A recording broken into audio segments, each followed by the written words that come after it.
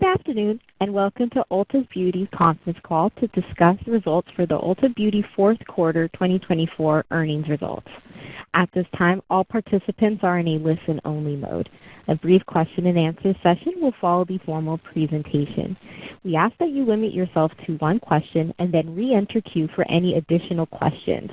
If anyone should require operator assistance during the conference, please press star 0 on your telephone keypad. As a reminder, this conference is being recorded. It is now my pleasure to introduce Ms. Kylie Wallins, Vice President of Investor Relations. Ms. Wallins, please proceed. Thank you, Alicia, and good afternoon, everyone. Thank you for joining us for a discussion of Ulta Beauty's fourth quarter and fiscal 24 results. Hosting our call today are Kecia Steelman, Chief Executive Officer, and Paula Oyibo, Chief Financial Officer. Before we begin, I'd like to remind you of the company's safe harbor language. Many of our remarks today will contain forward-looking statements which speak only as of today, March 13th, 2025. We refer you to our earnings release and SEC filings, where you will find a number of factors which could cause actual results to differ materially from those forward-looking statements. Kecia will begin our call with key highlights from our fiscal 24 results and share our priorities for fiscal 25. Then Paula will review our fourth quarter results in more detail and discuss our outlook for fiscal 25. Following our prepared remarks, we will open the call for questions. Our call will be a little longer than usual this time, and so to allow us to accommodate as many questions as possible during the hour scheduled for this call, we respectfully ask that you limit your time to one question. If you have additional questions, please re-queue. And as always, the IR team will be available for any follow-up questions after the call. Before I turn the call over to Kecia, I want to share that both Paula and Kecia are fighting seasonal colds, and you may notice that their voices are a bit raspy this afternoon. And with that, I'll turn the call over to Kecia. Kecia? Thank you, Kylie, and good afternoon, everyone. I've had the pleasure of participating in these calls over the last few years as COO, and I'm excited to host my first call as CEO today. I appreciate your continued interest in Ulta Beauty and look forward to engaging with each of you. Today, I'll provide my perspective on the strength of our business, highlight where I focused my first 60 days as CEO, and share some of our 2024 achievements, and discuss how I'm thinking about our long-term growth opportunities and prioritizing our actions. It all starts with our mission. Simply put, there's magic in our mission. Every day, we seek to use the power of beauty to bring to life the possibilities that lie within each of us. We have a unique opportunity to serve beauty enthusiasts at nearly every stage of life and in so many milestone moments, from their first date to their first job interview to their wedding day and so many moments in between. It's a mission uniquely suited for Ulta Beauty, one I feel very privileged to steward, and I know that no one can bring this mission to life the way we can. While I've been at Ulta Beauty for more than a decade, in my first 60 days as CEO, I made it a priority to spend meaningful time with our brand partners, guests, leadership team, and store associates to assess the state of our business, including where we're winning and where we have opportunities. I've made organizational changes to streamline decision-making and align our teams around guest-centric goals, and I've leaned in where we have immediate opportunities to improve our execution, all through the lens of protecting and nurturing the culture that we believe makes us so special. I step into this role with incredible optimism because it's evident to me that the foundational advantages of our business model are strong and more relevant than ever. We have an unmatched breadth of assortment. We provide convenient and engaging omnichannel accessibility. We've built meaningful brand equity and a leading loyalty program.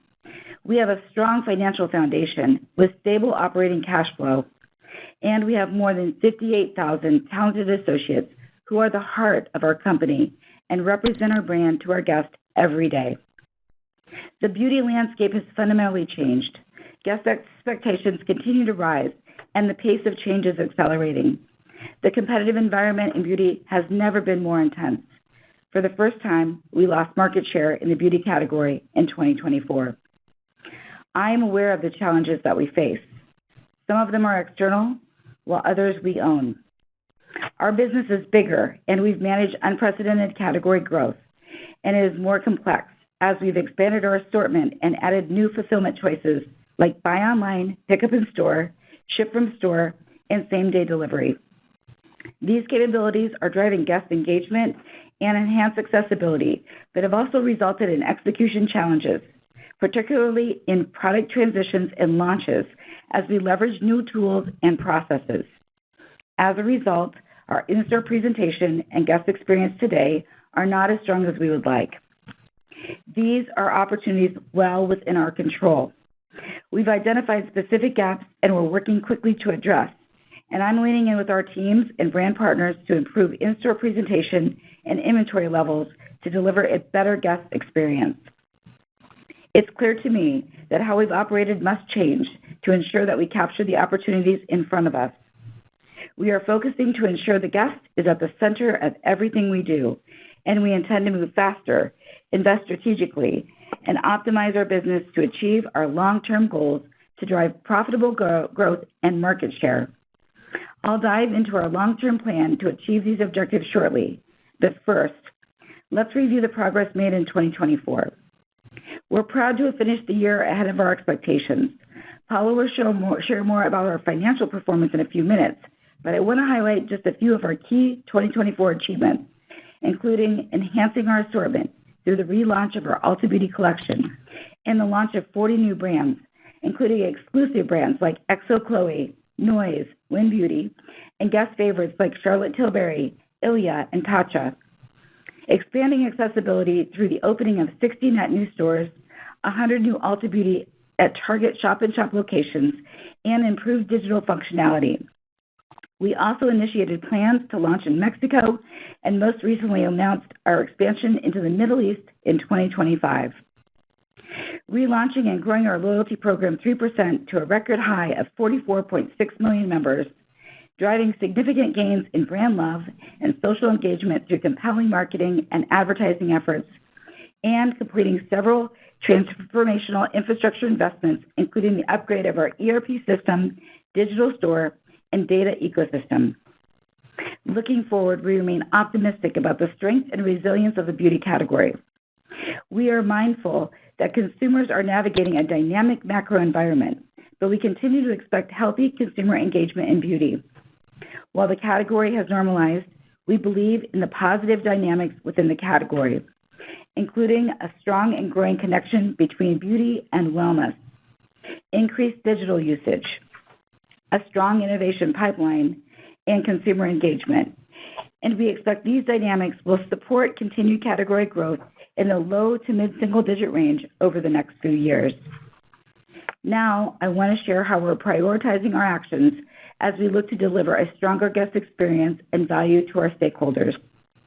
The long-term strategies and financial targets that we outlined in our October Investor Day will continue to guide our path forward. To bring further focus to our efforts, we've aligned our plan around three main priorities. First, drive core business growth. Second, scale new accretive businesses. And third, realign our foundation for the future. We're calling our plan Ulta Beauty Unleashed. We recognize the need to move quickly, and we will be deliberate about pacing and prioritization to ensure that we can execute well and manage the short-term financial impact. Turning to our first priority, driving core business growth. We have a strong model and have identified significant opportunities to unlock further advantages. This means continuing to push for excellence in all areas of our operations and strengthening our go-to-market approach, with the guest always at the center of everything we do. As I shared earlier, our teams are focused on opportunities to sharpen our execution and get back to the basics of running excellent stores that are easy to navigate, fully stocked, appropriately staffed, clean, and inviting. Beyond a return to best-in-class execution, in 2025, we will focus primarily on three initiatives to drive core growth: brand building, personalization, and digital acceleration. We will enhance our assortment through further investments in brand building, with a particular focus on exclusive, emerging, and established brands. We've kicked off 2025 with an exciting start, with the announcement of several notable brand launches. These include fan favorite Milk Makeup and the innovative K-Beauty skincare brand Anua, exclusive to Ulta Beauty. And we're thrilled about the upcoming retail debut of Beyoncé's hair care brand Sacred, also exclusive to Ulta Beauty, which we will bring to life in unique ways through our salons. We'll continue to build this momentum throughout the year and into 2026. We will deepen guest engagement through accelerated personalization, increasing automation and real-time content across digital channels.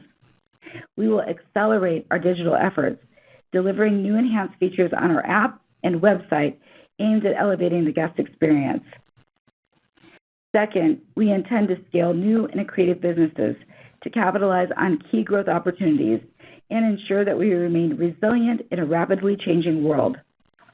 In 2025, we'll focus on 4 initiatives: accelerating our focus on wellness, launching a new marketplace, which will expand our e-commerce presence and allow us to offer a broader array of beauty and wellness products to our guests, build upon our international presence, and we also plan to introduce several key enhancements to our Ulta Beauty media offering, including new product innovation that provides brands with new ways to reach consumers, along with enhanced closed-loop measurements. Finally, turning to our third objective, realigning our foundation for the future. To successfully achieve our long-term growth ambitions, reassert our leadership position, and deliver value to our stakeholders, we must optimize ways of working and streamline our cost structure. It starts by focusing on the heart of our company, our teams, and our culture. At our core, I believe that we have the very best talent and culture in retail, and we're taking steps to re-energize this critical competitive advantage by optimizing the ways of working and positioning our leadership team to meet the needs of our evolving business. We've made several organizational changes to accelerate decision-making, remove friction, and align teams and resources around guest-centric goals. This includes taking steps to optimize our corporate and field support staff, reducing management layers, and shifting resources to higher growth-driving areas. Additionally, I've made several changes to our executive leadership team to better focus on our key priorities. To support a stronger guest experience in stores, we've centralized all store functions under Amy Bayer-Thomas, an Ulta Beauty veteran who will serve in the newly created role of Chief Retail Officer. With this change, Amy will add real estate and store design to her existing scope, which includes leadership of our store teams and the loss prevention organization. To align our transformation efforts with our cost optimization initiatives, Mike Maresca, who joined our team in 2023, will add enterprise-wide responsibilities to his scope and will now serve as Chief Technology and Transformation Officer. Amy and Mike are transformational leaders who are guest and associate-centric and results-driven, and they will continue to impact our organization with broader scope that results our strategic focus and vision for the future.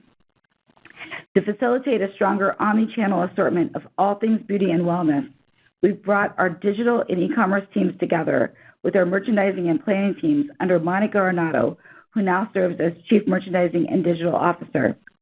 As you may know, Monica announced her plans to retire later this spring. Monica has been a great partner to me, and her vision has elevated our assortment, enhanced our brand partnerships, and driven meaningful market share growth. I look forward to sharing an update on her successor very soon. We've also promoted Kelly Mahoney to Chief Marketing Officer to advance our brand, personalization, and loyalty efforts. Kelly is uniquely qualified for this role. Her understanding of the beauty enthusiast is unmatched, and in her 10 years with Ulta Beauty, she has played a pivotal role in evolving and expanding the Ulta Beauty Rewards loyalty program to more than 44 million members. Additionally, Jody Carl, our General Counsel, Chief Risk and Compliance Officer, has shared her intention to retire later this spring after more than 10 years of service to Ulta Beauty. An energetic and passionate leader, Jody has been a true business partner, and I want to thank her for her contributions. After conducting a nationwide search, I'm pleased to announce that Renee Cazares, previously Chief Legal Officer from Academy Sports, will be joining our team next month as Chief Legal Officer. Renee and Jody will work together to ensure a seamless transition. Today, I've shared our plan to make important guest-facing investments, which are necessary to improve our competitiveness and re-accelerate long-term share growth. These investments will pressure profitability in 2025, but we believe they are critical to driving long-term sustainable growth in a competitive, innovative category. However, we cannot sustain this level of annual expense growth and achieve our long-term profitability goals. Disciplined management of our cost structure is an ongoing area of focus. As we've shared at our Investor Day in October, we are targeting cost optimization of $200 to $250 million over the next 3 years. Since 2019, we've delivered $550 million in cost savings from optimization efforts across merchandising, real estate, and operational process improvements. And I am confident that we can deliver our cost future saving targets. We're in the early stages of these efforts and will provide regular updates on our progress. Our Ulta Beauty Unleashed plan positions us to reassert our leadership position, building on our strengths by fueling growth of our core business, scaling new accretive businesses that further our differentiation, and realigning our foundation for the future. While sales growth is the ultimate performance indicator, we are closely tracking a series of KPIs for each of our focus areas, including in-store conversion, member growth and retention, and app engagement. Over the coming quarters, we'll provide more details of our plan and updates on our progress. In closing, I'm incredibly optimistic of the future of Ulta Beauty. 2025 will be an important year as we improve our execution and lay the groundwork to deliver on our long-term financial targets, including net revenue growth of 4% to 6%, mid-single-digit operating profit growth, and low double-digit EPS growth. It will take time for us to fully see the impact of our efforts, but with our exceptionally talented team leading the charge, I believe we are taking the right steps to drive profitable growth and market share leadership in beauty and wellness over the long term. And with that, I'll turn it over to Paula for some specific quarter results and our financial outlook before we take some questions. Paula? Thanks, Keisha, and good afternoon, everyone. Today, I will start with a discussion of our fourth quarter and full year financial results, and then provide color on our expectations for fiscal 2025. Starting with the fourth quarter, we delivered better than expected performance across the P&L, reflecting stronger revenue growth, lower inventory shrink, better merchandise margin, and continued financial discipline and expense management.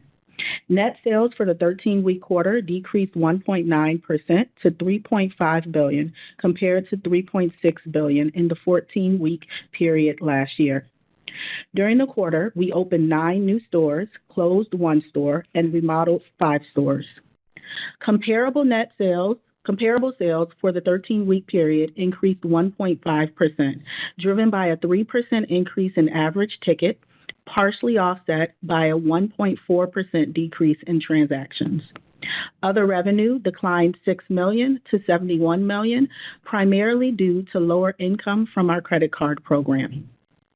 Now, looking at the cadence of sales through the quarter, comp sales decreased in November and accelerated in December, reflecting the shift of Thanksgiving and a compressed holiday season. Growth moderated in January, primarily reflecting adverse winter weather. Sharing more detail on our holiday performance, comp sales for the combined November and December period increased in the low single-digit range, reflecting the cross-functional efforts of our team to deliver for our guests this holiday season. Our marketing and social strategies drove strong omnichannel traffic.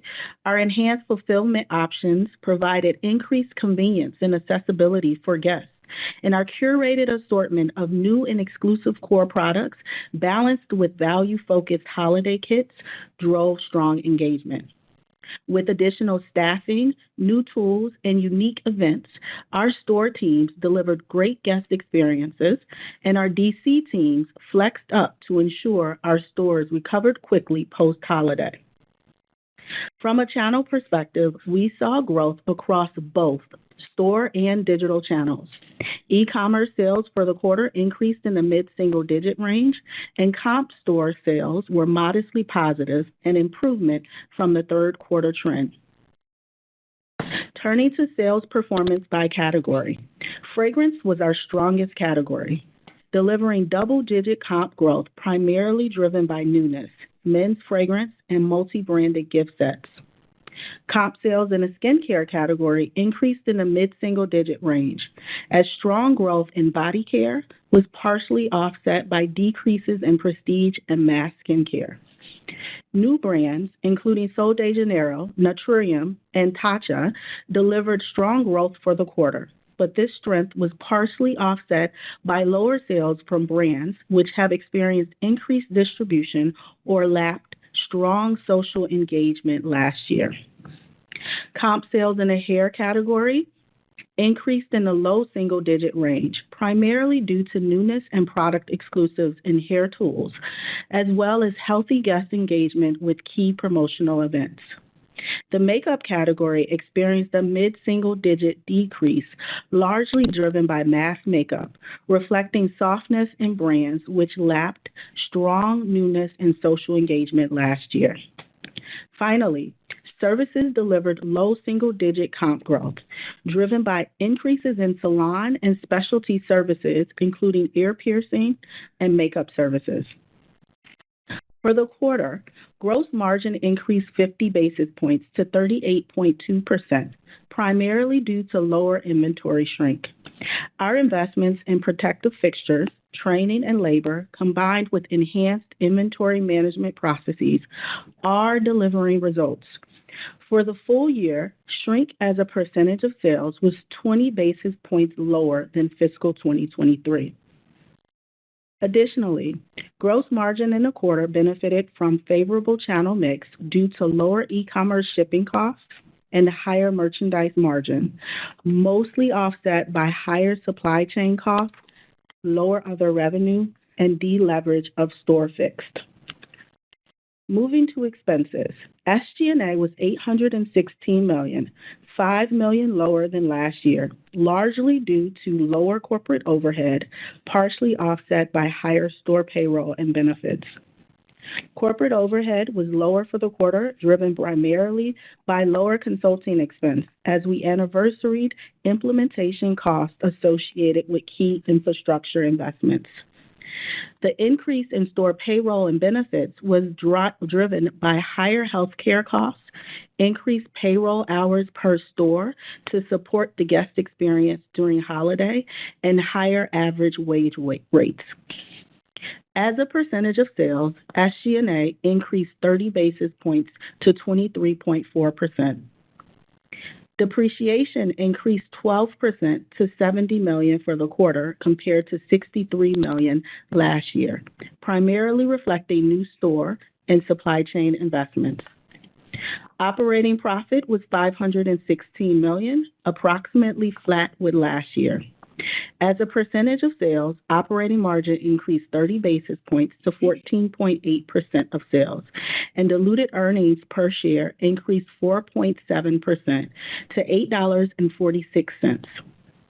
I am proud of how our teams persevered in Q4 to deliver these results, positioning us to close out the year better than expected. And I want to express my sincere appreciation to all our Ulta Beauty associates for their continued commitment and focus on serving our guests while continuing to manage our business thoughtfully. To recap the full year, net sales increased 0.8% to $11.3 billion. Comp sales increased 0.7%, driven by a 1.1% increase in average ticket and a 0.4% decrease in transactions. We opened 60 net new stores, relocated 2 stores, and remodeled 41 stores. Gross margin deleveraged 30 basis points to 38.8%. SG&A expense increased 4.2% to $2.8 billion. Operating profit was 13.9% of sales compared to 15% of sales in fiscal 2023, and diluted EPS decreased 2.7% to $25.34 per share. Moving to the balance sheet and our capital allocation priorities. We ended the quarter with $703 million in cash and cash equivalents. Total inventory increased 13% to $2 billion, primarily reflecting additional inventory to support new brand launches, the impact of 60 net new stores, and investments to improve merchandise in stocks post-holiday. From a category perspective, most of the inventory growth is attributable to investments made to support fragrance and body care, which are key growth categories.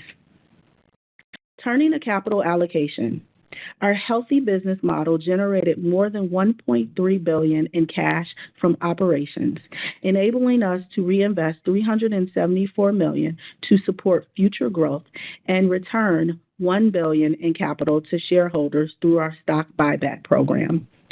Since launching our share repurchase program in 2014, we've effectively returned $6.8 billion to shareholders while continuing to invest in strategic growth drivers. Turning now to our outlook for 2025. The operating environment continues to be dynamic, and as we navigate ongoing consumer uncertainty, we believe it is prudent to take a cautious approach to our guidance for fiscal 2025. Additionally, as we shared at our investor meeting in October, we are planning fiscal 2025 to be a transition year, and our view has not changed. For the year, we expect net sales will be between $11.5 and $11.6 billion, with comp sales growth in a range of flat to up 1%. We expect operating profit will decrease in the low double-digit range as we begin to implement our Ulta Beauty Unleashed plan and continue to manage inflationary headwinds and lap one-time expense benefits in 2024. Reflecting our expectation for revenue growth, we expect operating margin will be between 11.7% and 11.8% of net sales. To share more color into the primary drivers of the expected operating margin pressure, the largest driver of the deleverage is expected inflationary pressure on wages, healthcare, and transportation rates, as well as impact of investments we've made over the last few years, including greater utilization of software as a service and higher depreciation. The second largest driver is pressure from the investments Keisha discussed earlier, including brand building, personalization, digital acceleration, wellness, and marketplace. Incentive comp will also be a headwind as we lap lower incentive compensation in 2024. We expect these pressures will be partially mitigated by lower inventory shrink, supply chain optimization, benefits from UB Media, and targeted cost savings. We are confident the investments we plan to make this year are critical to strengthening our long-term market position, and we are tracking our spend and returns closely to ensure we deliver expected benefits. We also recognize the operating environment will evolve, and we will continue to be thoughtful about pacing and prioritization. For modeling purposes, we expect gross margin for the year will deleverage, primarily driven by store occupancy costs and supply chain costs, partially offset by lower shrink. We expect SG&A will increase approximately 10% for the year, driven primarily by our strategic investments and advertising, as well as increased store payroll and benefits. Reflecting these assumptions, we anticipate diluted EPS for the year will be between $22.50 and $22.90 per share. Finally, we plan to spend between $425 and $500 million in CapEx, including approximately $250 to $275 million for new stores, remodels, and merchandise fixtures, $125 to $165 million for supply chain and IT, and $50 to $60 million for store maintenance and other. We expect depreciation for the year will be between $290 and $300 million. In closing, we operate in an innovative and expanding category. We intend to continue to invest to strengthen our competitive position and drive growth while simultaneously looking for opportunities to reduce costs and increase efficiency. While we view 2025 as a transitional year, we are confident the actions we are taking will enable us to deliver our long-term financial goals and drive value creation. And now, I'll turn the call over to our operator to moderate the Q&A session. Thank you. We will now be conducting a question and answer session. As a reminder, if you would like to ask a question, please press star 1 on your telephone keypad. A confirmation tone will indicate your line is in the question queue. You may press star 2 if you would like to remove your question from the queue. For participants using speaker equipment, it may be necessary to pick up your handset before pressing the star keys. One moment, please, while we pull for questions. Thank you. Our first question comes from the line of Dana Telsey with Telsey Advisory Group. Please proceed. Good afternoon, everyone, and congratulations, Keisha, on your new role. With the Unleash plan that you discussed today, with almost it seems like a greater sense of urgency to address and re-excite the core store base, how are you thinking about the in-store experience and guest presentation and what needs to change? And as that target of 4 to 6% sales growth that's out there on the long term, how do you think about getting back there? Is the Investor Day targets, which is a transitional year in 25, given the Unleash plan and what you need to do, should we expect a transitional year in 2026, or how do you frame it? And Paula, is there any cadence to or shaping to 25 that we should be mindful of? Thank you. Well, thank you, Dana, for the question. We're very excited about the Ulta Beauty Unleash plan. And really what we did was we took the long-term strategies from our financial targets that we outlined at our Investor Day, and we developed this plan to really simplify our focus for our internal teams so we can help them really prioritize and drive around the 3 areas of our business: driving core business growth, building new accretive businesses, and realigning the foundation. It's not necessarily new information since we had our Investor Day. It's really how we're approaching it internally. What we found is when the teams clearly understand their objectives and their mission, the execution level continues to raise.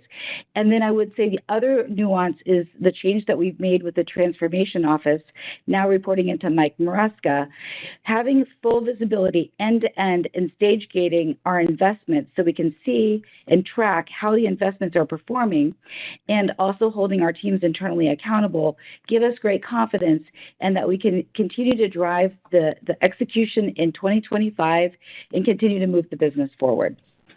And then Paula, go ahead. Sure. Hi, Dana. What I would say is we continue to expect, as I said, 2025 to be the transition year, and so we are not anticipating anything beyond that to be considered a transitional period.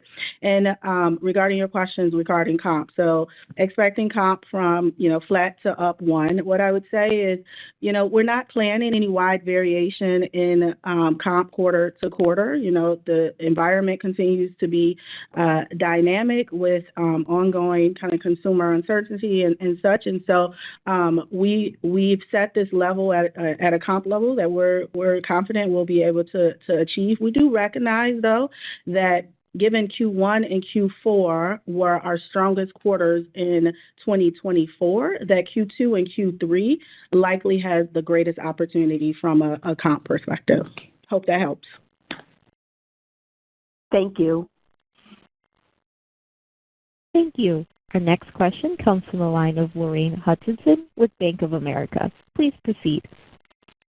Thank you. I was just hoping for an update on how you're thinking about the fleet. I saw the 60 new openings this year. I know you have a goal for 200 over the next 3. Can you talk about the locations of these stores, the sizes, and then expectations for performance of those new stores that you roll out?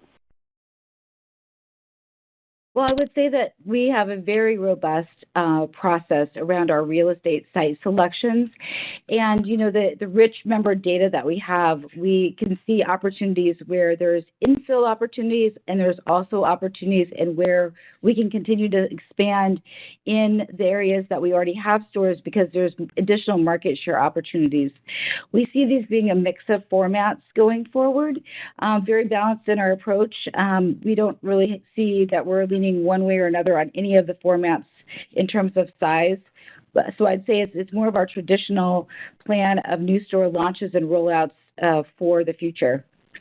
And the additional point to add is that we continue to see strong new store performance in our 2024 class, and so anticipating similar results with our 2025 class. Thank you. Thank you. Our next question comes from the line of Michael Binetti with Evercore ISI. Please proceed.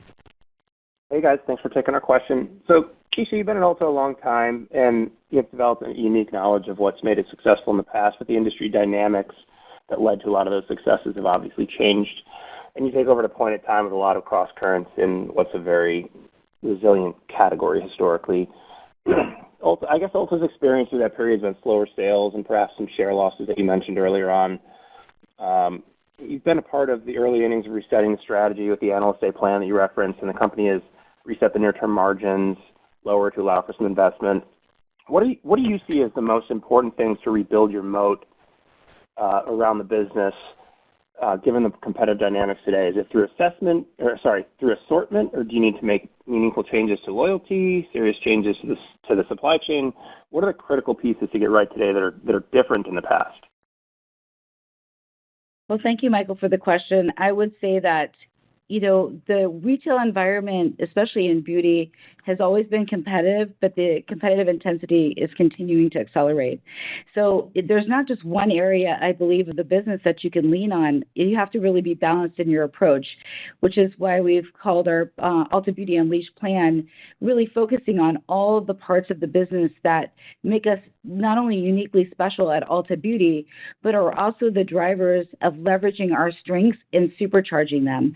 For example, brand building. We know how to build brands, but leaning into building brands in a different and unique way in a 360 approach in partnership with those brands.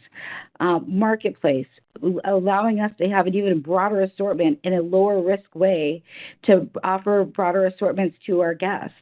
Personalization, I can go on because they all really matter. And the beauty of this business is when we hit on all cylinders, it's like magic. And you're right. When I go back to my early days, we were hitting on all of those cylinders. I do truly believe that by focusing on these parts of the business, along with getting back to basics and the everyday running of the business in an exceptional way, is what's going to really take us to the next level.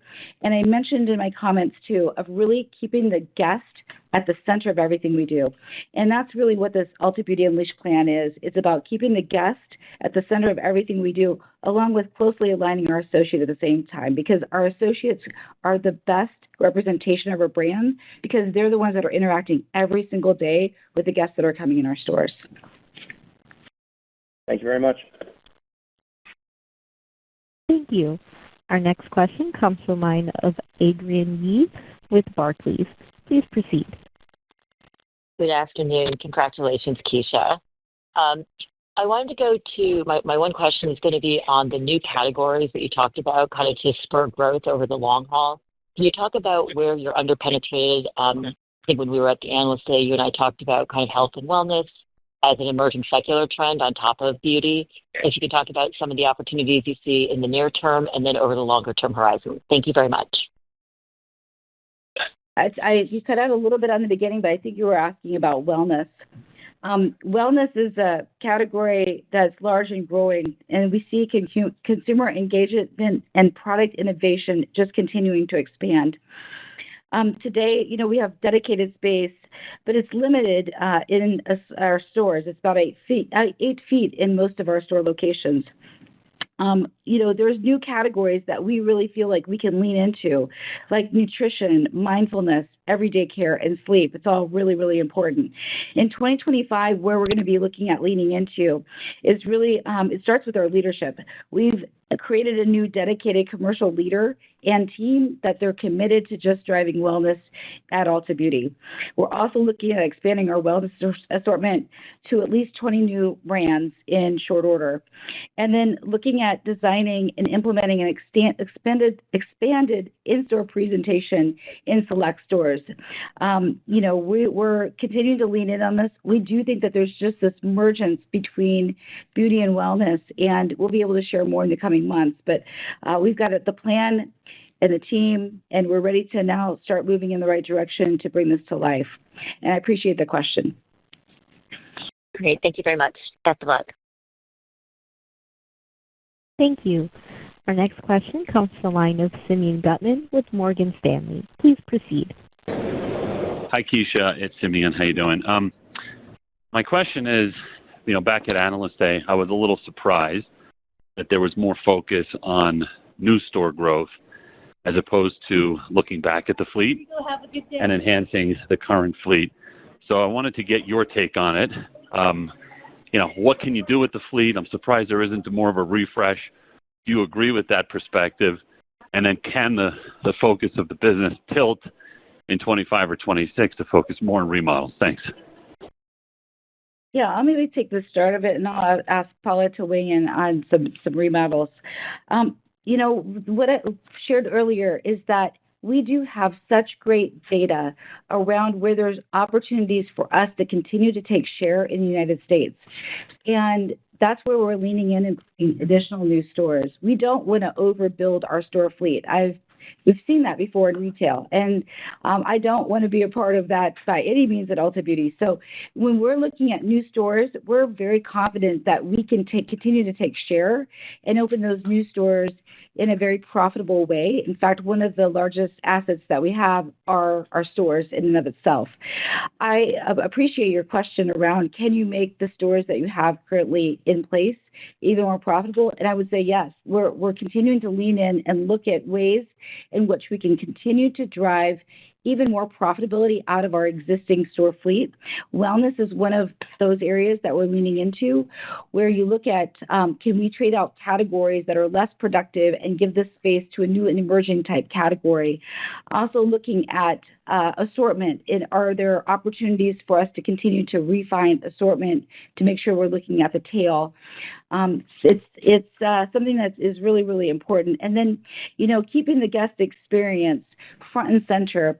Our stores are just so important for us to be able to continue to refresh our brands and the brands that we're bringing in.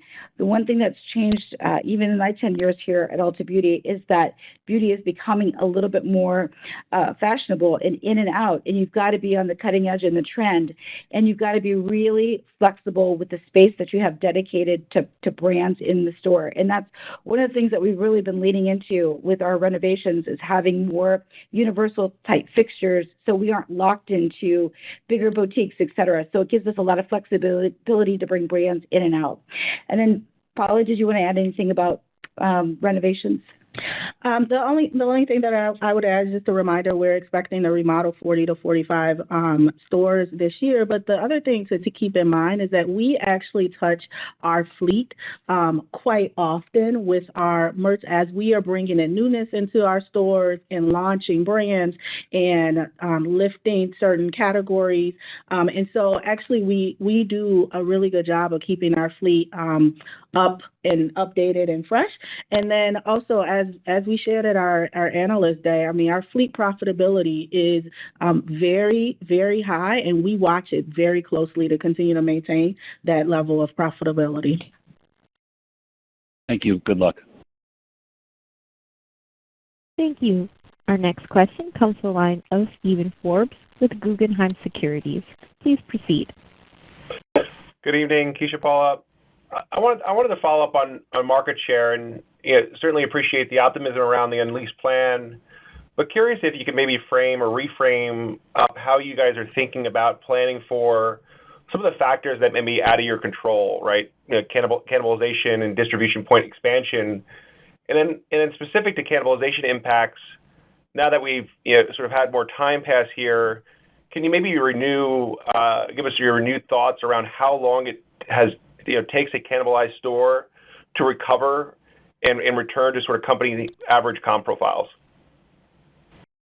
Maybe, Steve, I'll start, and Keisha, if there's more you add. As we've talked about, this has been an unprecedented period over the last several years with the increased points of distribution, particularly for prestige prestige beauty. We expect competitive pressure will continue to impact our fleet, but we expect the impact will be lower than what we experienced in 2024. At the end of 2024, more than 90% of our stores have been impacted by one or more competitive openings in recent years, and then 2/3 of them impacted by multiple competitive openings. The good news is that we are seeing an improving trend in the performance of the stores that were impacted by physical points of distribution the last several years, and we believe both the lapping of the new openings and the impact of our operational efforts are contributing to the improving trend. And then layer on top of that the actions we're taking as a part of the Ulta Beauty Unleashed plan. We feel confident that it will still take some time, but things are moving in the right direction. Thank you. Thank you. Our next question comes from the line of Mark Altschwager with Baird. Please proceed. Good evening. Thanks for taking my question, and Keisha, congratulations. With respect to the revenue guidance up 2% to 3%, how does that compare to your underlying assumptions for the beauty category in 2025? And then Ulta did lose a bit of share in 2024. In the prepared remarks, you talked about spending more on marketing. What's baked into the margin guidance in terms of promotions and other actions to defend or recapture market share in 2025? Thank you. All right. Well, I'll start with talking a little bit about the category trends. Yes, the consumers are navigating a dynamic macro environment, but we continue to expect the healthy consumer engagement with beauty. While the category did slow in 2024, it continued to grow in the low to mid-single-digit range. Part of that growth was driven by the growing connection between beauty and wellness, which is where we're leaning into.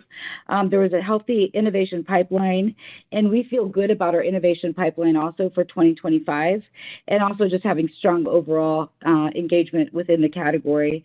While others have commented, and there's a lot going on clearly out there in the world today, January and February were impacted by a combination of some weather and fires in LA and heightened economic and geopolitical volatility. So, I'd say it's too early for us to know if this is really structural or a reflection of some of the weather disruptions or some of the things that were happening because, we were lapping some strong growth also from last year. And then, Paula, do you want to lean into the second part of the question? Sure. Specific to promotions and how we're thinking about promotions as it relates to our sales and our comp guide, what I would say is that underpinning our expectation is that the promotional environment will continue to be rational. And so what we saw last year in 2024 is that the promotional environment increased. It still, in our opinion, was rational. And so we're planning 2025 to be rational as well. Now, we do understand that things could change. Well, if the consumer demand deteriorates, requiring or having others to be more leaning in more heavily with promotions, then that is something that we would contend to, but we'll continue to evolve based on the environment and consumer demands. One thing that I will say is that we continue to lean into our capabilities to optimize both the timing and execution of our promotional offers. We will, of course, balance discounts with value messaging and quality, and leverage our member insights to really focus on executing productive targeted offers and continue to optimize our promotional effectiveness. I would just maybe add, in this environment, we're really focused on controlling what we can control. Thank you. Thank you. Our next question comes from the line of Michael Lasser with UBS. Please proceed. Good evening. Thank you so much for taking my question. Keisha, in your remarks, you noted that the competitive intensity of the category continues to increase. So was that in reference to both online as well as offline competitors? And does that mean that the cost of doing business within the beauty category increases, which should diminish the potential that Ulta will be able to scale its margins over time as it goes through this transition period this year? Thank you very much. Well, thank you for the question, Michael. I will say, like as I mentioned earlier, it's always been a competitive category. There are more players that are continuing to lean in, and I do believe that our Ulta Beauty Unleashed plan is really designed to accelerate and amplify our differentiation and what makes us unique. So we're really refocusing to ensure that the guest is at the center of all of our decisions. We intend to move faster and invest with purpose, and we're really looking to optimize our business. And it's really in those go-to-market areas. It's about brand building, digital acceleration, personalization, marketplace, and wellness. And this is what we do. A lot of players are playing in the world of beauty, but this is what Ulta Beauty does. And the fact that we have everything from mass to prestige to luxury and everything in between, and we just need to continue to focus on our strengths and lean into them, it will help us continue to build that moat. And then, Paula, if you want to talk about the margin. Yes, Michael, as we think about some of the commentary we shared in October with Investor Day, we talked about that this continues to be a competitive category. And in order to be a market share, have growth and be a market share gainer in this competitive and innovative category, that we think it's important to continue to reinvest in the business to fuel growth. And that is why we shared the guidance that we gave, 4 to 6% top line growth, and that we expected from a margin perspective to be able to maintain margins around 12%. And so that reflects the current environment from our lens. Thank you very much. Thank you. Our next question comes from the line of Michael Baker with D.A. Davidson. Please proceed. Thanks. I guess I'll ask about tariffs. Remind us your exposure now to Europe, potentially seeing 200% tariffs, and presumably that they'll retaliate. So if you could sort of break down your exposure by different parts of the world. And then there were definitely some price increases, as I recall, in 2017 and 18, but the timing was a little skewed. I think you took price before you even saw the margin, so it was before you saw the price increases, so it was a margin enhancer early on. Can you remind us how that price versus cost dynamic played out last time and what you expect this time? Thank you. Yeah, thank you, Michael, for the question. What I would say, like everyone, we are monitoring the ever-changing landscape as it relates to tariffs. We don't believe the exposure, while we don't know the exact exposure our brand partners have upstream, only about 1% of our shipments over the last 12 months were direct imports. And so our exposure is relatively limited. I would say beyond merchandise, we have some exposures with areas like fixtures and lighting and supplies from a store perspective.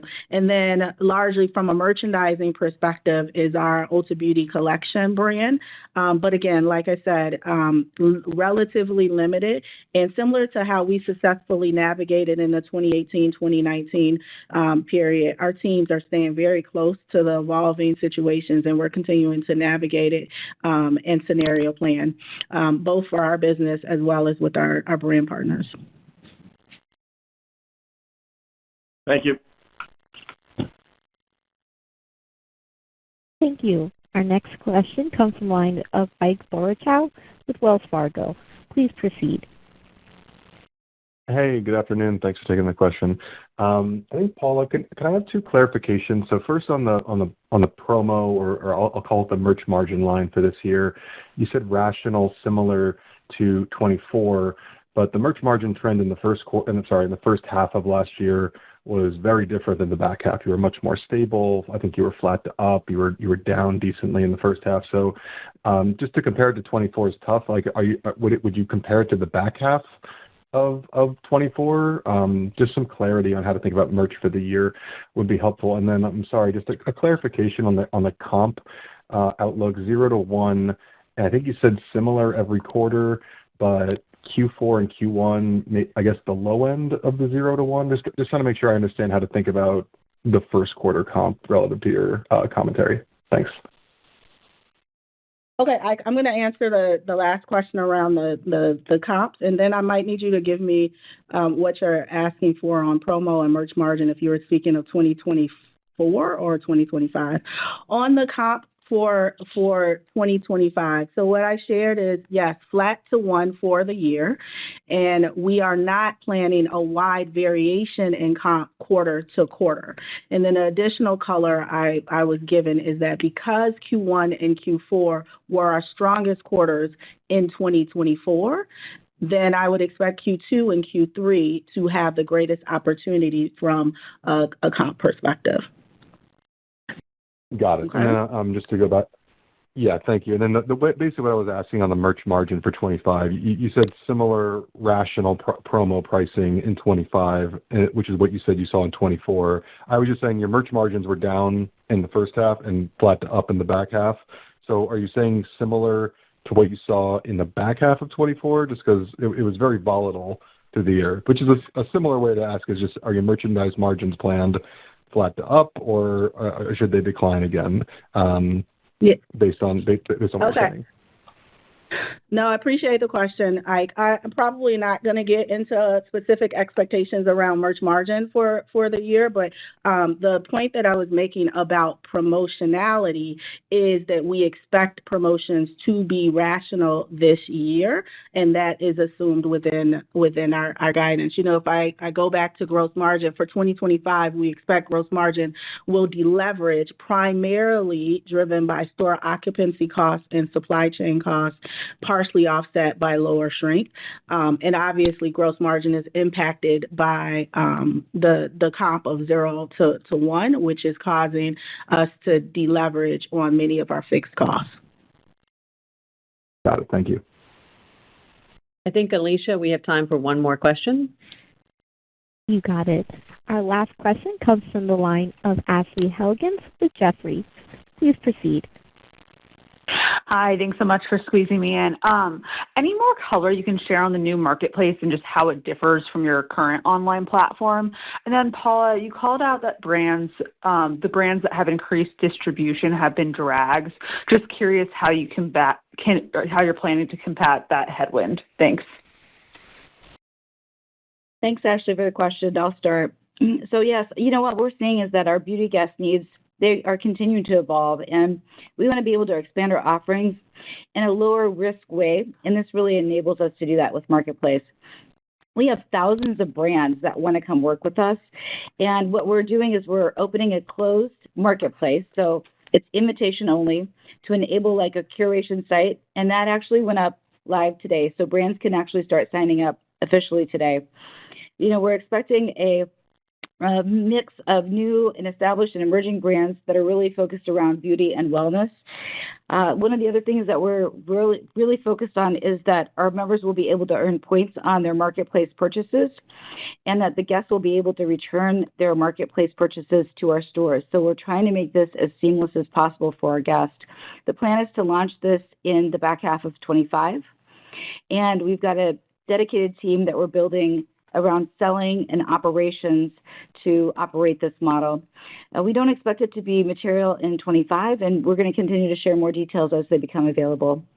And Paula? Sure. And hi, Ashley. On your question about what we're doing to combat potentially some specific brands, the declines, generally, I guess that I would zoom out and say, really, when we think about where there's opportunity for us from a business, you know, newness, we continue to work with our existing brands and new brands to bring newness into our assortment. And even for brands who've had expanded distribution, our merchant teams do a wonderful job with finding and launching specific and exclusive newness that's unique to Ulta, and so that helps.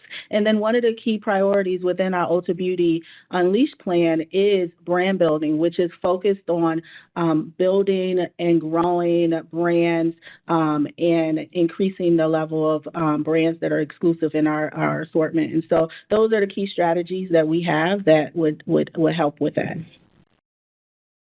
Great, thanks. I would like to just thank everyone for joining us today. To wrap up, I'd also like to thank our loyal guests, our trusted brand partners, and dedicated associates for their engagement and support. I'm confident in the team's ability to reignite our momentum while making wise investments to set the business up for long-term performance. Thanks to you all for your interest in Ulta Beauty, and I look forward to meeting and connecting with you in person in the coming months. Thank you, and have a good evening. This concludes today's teleconference. You may disconnect your lines at this time. Thank you for your participation.